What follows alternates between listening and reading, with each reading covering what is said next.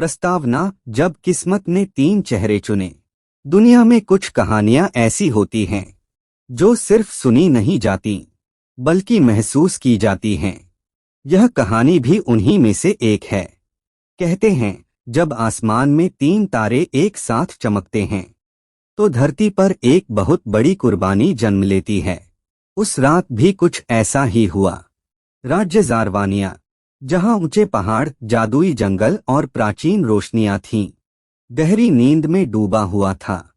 सम्राट आर्विड और महारानी एलोरा के महल में अचानक सन्नाटा टूट गया। एक बच्चे के रोने की आवाज आई, फिर दूसरी, फिर तीसरी। 3 नहीं, 3 राजकुमारियां। उसी पल आसमान में बिजली कड़की, हवा तूफान बन गई और 3 तारे एक सीधी रेखा में आ खड़े हुए।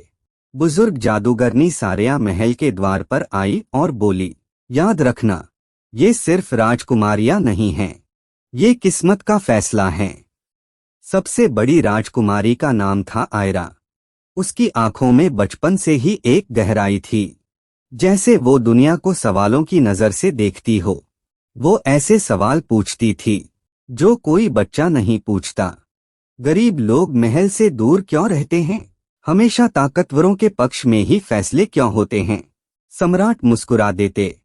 महारानी सोच में पड़ जाती। आयरा को किताबें पसंद थीं, इतिहास, कानून और युद्ध की कहानियां। वो अक्सर कहती, एक दिन मैं इस राज्य को बेहतर बनाऊंगी। दूसरी राजकुमारी लियाना अपनी बहन से बिल्कुल अलग थी। उसकी मुस्कान से लोगों का दर्द कम हो जाता। वो बगीचे के फूलों से बात करती, घायल पक्षियों की देखभाल करती। जब भी महल में कोई रोता, लियाना वहां पहुंच जाती। बुजुर्ग कहा करते, इस लड़की के दिल में शिफा है। लियाना जादू नहीं जानती थी, लेकिन उसकी दुआओं में ताकत थी। तीसरी राजकुमारी मिरेल, सबसे छोटी और सबसे शांत। वो अक्सर अकेली रहती, रात में छत पर बैठकर आसमान देखती। कभी कभी खुद से कहती, मैं कौन हूँ?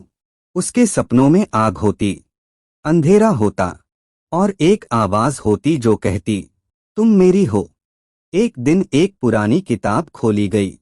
उस पर लिखा था, जब तीनों राजकुमारियां अपनी शक्तियों को पहचान लेंगी, तब काला जादू जाग उठेगा।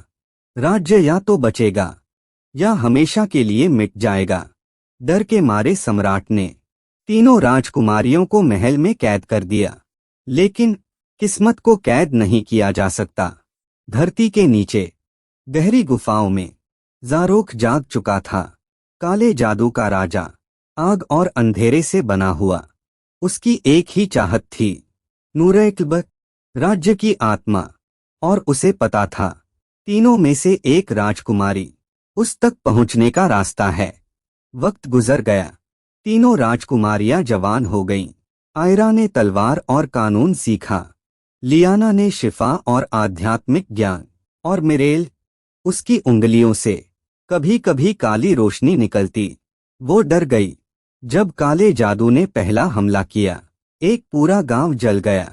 तीनों बहनों ने फैसला किया, आयरा लोगों को इकट्ठा करेगी, लियाना घायलों को बचाएगी और मिरेल ज़ारोख का सामना करेगी। यह अलग होने का दिन था। आयरा ने लोगों से कहा, यह जंग सिर्फ तलवार की नहीं, यह सच की जंग है। गरीब, किसान, सैनिक सब खड़े हो गए। पहली बार एक ऐसी सेना बनी जो इंसाफ के लिए लड़ रही थी। लियाना जंगल के पुराने मंदिर पहुंची। वहां आत्माओं ने कहा, अगर तुम्हारा दिल साफ है तो हम तुम्हारी मदद करेंगे। उसकी दुआओं से रोशनी फैल गई। मिरेल को सच पता चला, वो ज़ारोख की ही नस्ल से थी। उसका खून काले जादू से जुड़ा था। सिर्फ उसकी कुर्बानी से ज़ारोख को खत्म किया जा सकता था। तीनों बहनें फिर मिलीं। आंखों में आंसू थे। मिरेल बोली, यह राज्य मेरी जान से भी कीमती है। मिरेल ने अपनी आत्मा कुर्बान कर दी। आसमान रो पड़ा। काला जादू खत्म हो गया। उपसंहार 3 तारे। आयरा रानी बनी। इंसाफ का दौर आया। लियाना शिफा की मिसाल बन गई और मिरेल आसमान का एक तारा।